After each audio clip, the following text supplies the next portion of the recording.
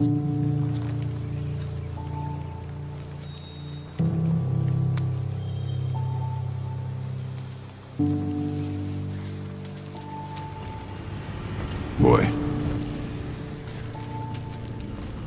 Yeah.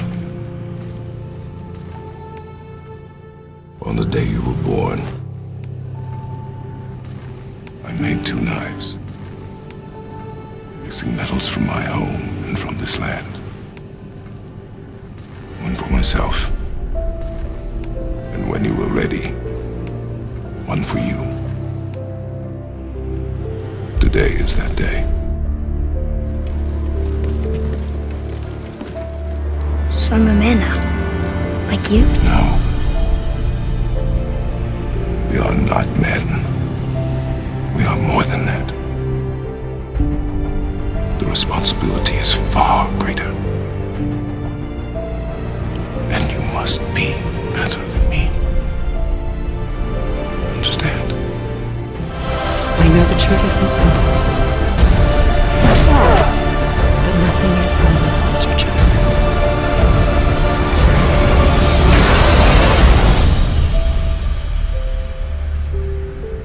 We must be better. You must never forget them.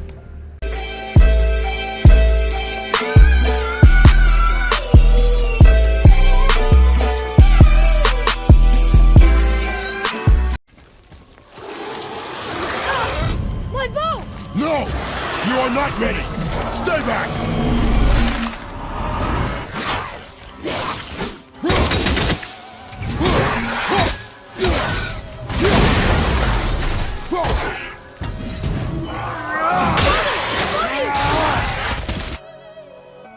As I've mentioned before, God of War is and remains my favorite franchise growing up, throughout all my years of childhood and now adulthood. And while I've become a massive fan as well of newer franchises like Ghost of Tsushima, The Last of Us, slightly earlier we could say Uncharted, and some of the other PlayStation exclusives like Days Gone, the franchises that stuck with me throughout childhood were mainly Soul Calibur, Ratchet and Clank, Jak and Daxter, and God of War. And before we dive into what I loved about this franchise, I just wanted to pay tribute to the Leviathan Axe developer. I think his name was George Mall or George Molly. I'm not sure how to pronounce his name. I will put a spelling up on the screen right now as we speak, and I hope I'm not pronouncing it too wrongly. But Mall, or let's just call him George, is credited with the handling of the Leviathan Axe in the 2018 God of War reboot, and he passed away unfortunately in 2021. And the reason why I wanted to bring that up was because of how big of a part the Leviathan Axe played within God of War 2018. I was about to say 2020. The way they managed to essentially evolve and add a new dynamic to the weapons from the original God of War, which we'd become accustomed to with the Blades of Chaos. And I felt it necessary to give credit when a new idea comes together so beautifully, because often people come with new ideas and they don't get well received by the fans. But I think I speak for many fans, whether you're a God of War fan or not. The part that the Leviathan Axe played in 2018 is a major role, and I expect that to be done going forward as we approach God of War Ragnarok. Now, with Father's Day having just passed over the weekend, I felt this was the perfect time to pay tribute to the Dad of War, as people jokingly call it. And why do I mention Father's Day when it's actually long gone? Well, a little thing is, I actually planned to do this video after Father's Day, but because I got kind of caught up doing other videos, I got busy, I was unable to actually put this video out up until Father's Day, even though I had all my footage gathered together, I had all my script written, and I had everything good to go. But again, unfortunately, I am actually only recording this on the 4th of November, so Father's Day has long gone. But I felt it necessary to be transparent and sort of mention that I'd planned this for Father's Day. But yeah, let's continue on. So, God of War is one of the most enduring franchises in gaming. Santa Monica Studios' epic saga of an angry Spartan hacking and slashing his way through the great Greek myths stretches all the way back to 2005. The franchise has given players no shortages of hack and slash thrills over the years, and most of it is exceptionally high in quality. Each entry maintains a palpable passion, possibly due to not coming out every year, like some other long-running series. Cough cough, Call of Duty, cough cough, FIFA. Now, personally, if I had to rank my favorite entries from the franchise, I'd put God of War 3 at the very top. I'd put that in my first place. I would put God of War 4, which we're discussing right now, 2018. I would put that in second place. And I'd put God of War, the original, in third place. And then I'd put God of War 2 in fourth place at the very last. And then God of War Ascension in fifth, if we were to go with a top 5. Now, as you can tell, I didn't include any of the PSP versions, but that's because unfortunately I didn't get a chance to play any of the PSP versions growing up. I have heard good and bad things, mixed reception from the PSP versions, but for the sake of the story and canon that we're going with, we are going to be taking the main entries, which were all released on console. So God of War 1, 2, 3, Ascension, and then 4, and now 5 that's coming up in a few days with Ragnarok. So God of War 2018 was released on April 20 in 2018 for the PS4 to rave reviews from critics and fans alike. It was quickly nominated 2018 Game of the Year by numerous publications, and this was also in a year which saw games like Red Dead Redemption 2 drop. Detroit Become Human was another one, and other various titles. I think Sekiro might have also dropped in 2018. I could be getting my dates wrong, because Sekiro could be 2019, but I think Sekiro dropped in 2018. But nonetheless, God of War became the 4th highest selling PlayStation 4 game of all time, basically rebooting a beloved franchise with fresh gameplay and a new story anchored in Nordic mythology. The story picks up years after the end of God of War 3, with the main character Kratos living in Midgard, mourning the death of his wife alongside their son Atreus, who we're introduced to for the first time in the franchise. The main story has you deposit her ashes upon the top of the highest peak in all the realms.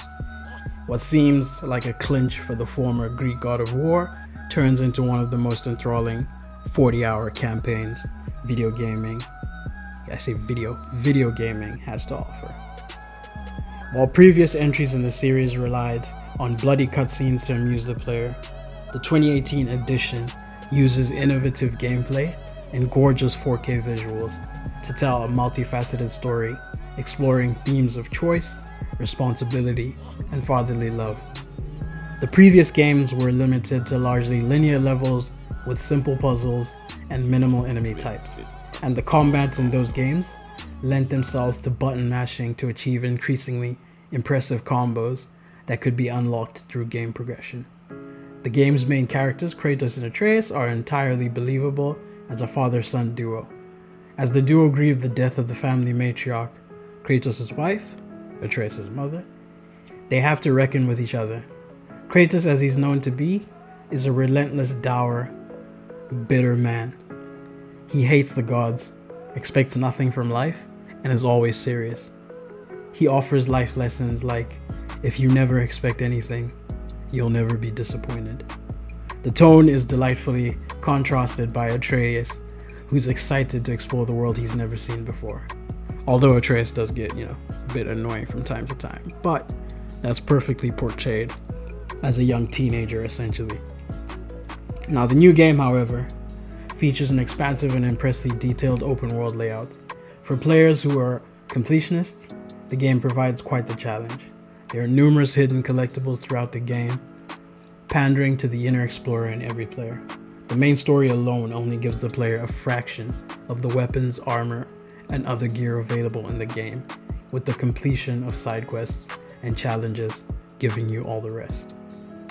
From the moment you click on New Game on the main menu in God of War, you're looking through the lens of the same camera that you'll see when the game's credits roll 40 to 60 hours later. After you click New Game, it zooms out and the tree you see above begins getting cut down by Kratos' axe. And that's how the game starts. A simple prompt, click R1 to chop down the tree. It's a small novelty at the game's onset, but it's that same ethos that's applied to the entire game. Whether you're in a cutscene, speaking to a Norse god, fighting a gigantic troll to the death, talking to a city-sized snake that speaks an ancient language, or simply walking around Midgard, the same camera is always with you.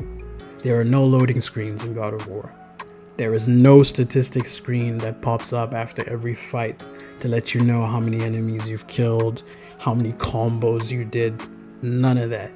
The entire game is one continuous experience that can only be stopped by you choosing to pause it. Now, the 2018 game is incredibly well balanced, thanks to a completely redesigned combat and weapon system.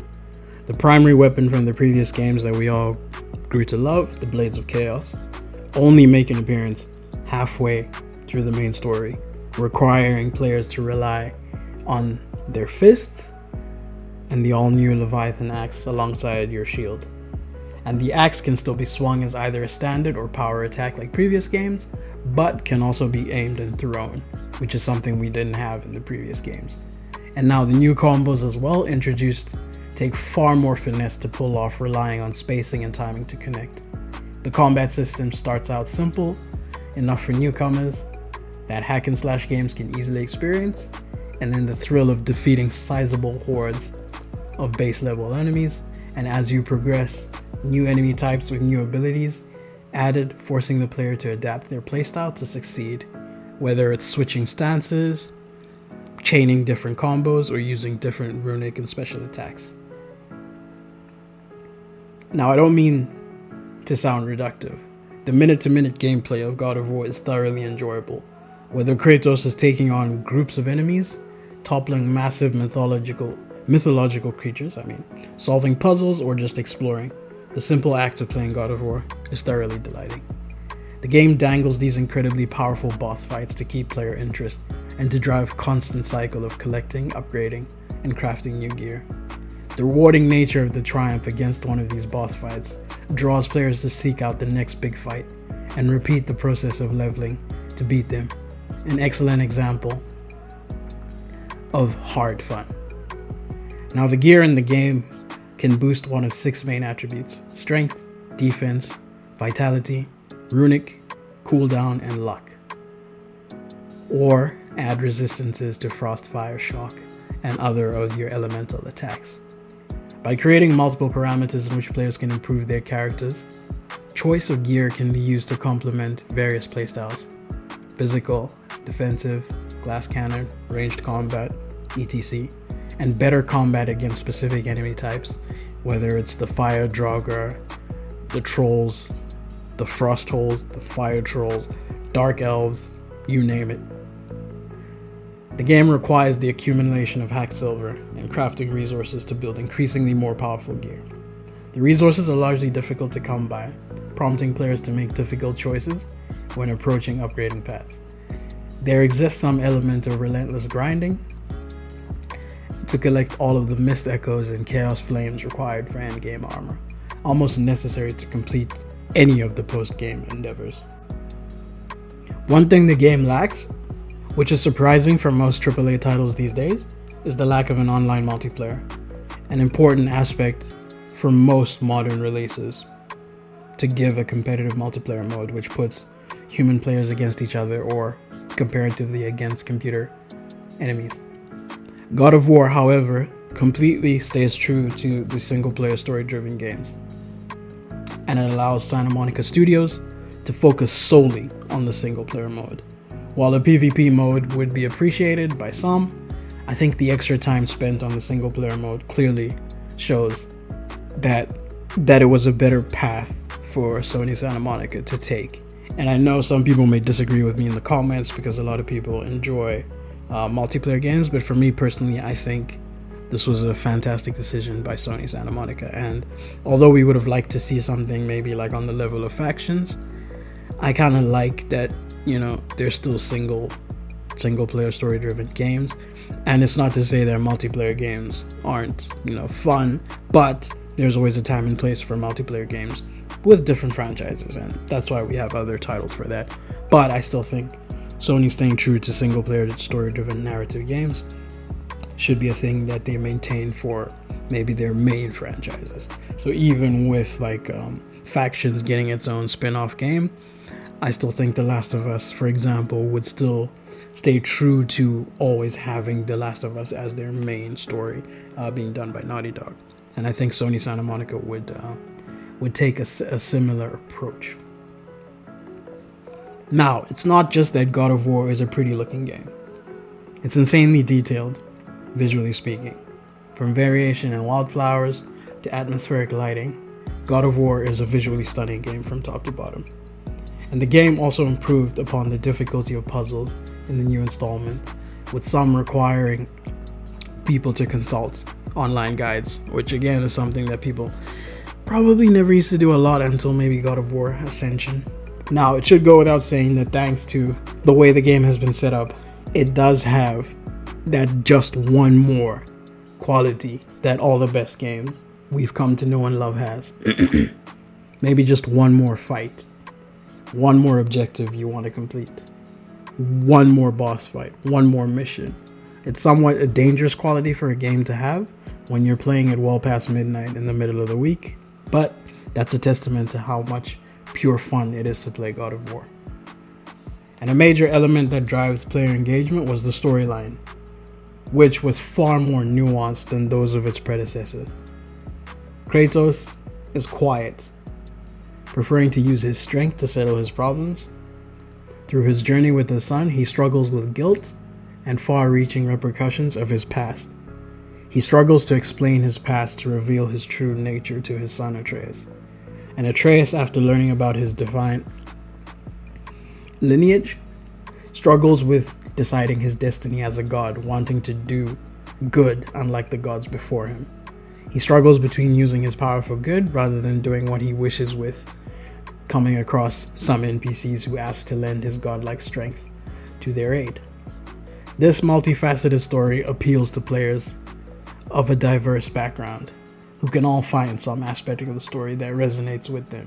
A huge improvement over the previous storylines, which merely pointed you to another target to kill. Overall, the reboot of the God of War franchise was an astounding, critical, and public success that showed that a single-player only story-driven RPG from a AAA studio is commercially viable. It's a blueprint of visually stunning open-world RPG and will likely influence game design for years to come. And I think we also saw this with the way that Ghost of Tsushima was handled and the way that The Last of Us Part 2 was handled. And going forward, I hope that Sony and PlayStation stay true to this and continue to give us more multifaceted stories and compelling stories the way that they did with God of War. As always, I hope you guys enjoyed the video. Stay safe, stay healthy, stay dangerous, and above all, peace out.